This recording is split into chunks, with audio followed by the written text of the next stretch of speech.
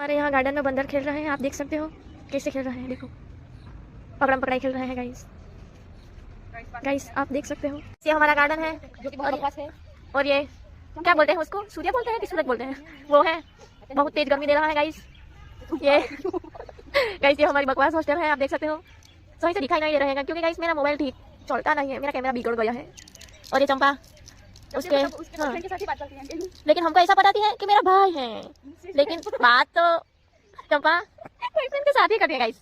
और ये हमारी सीनियर दीदी है, आप देख सकते हो। जी हमारी सीनियर दीदी है, पता नहीं क्या फोन में रील या क्या कुछ देख तो रहे हैं, नहीं पता।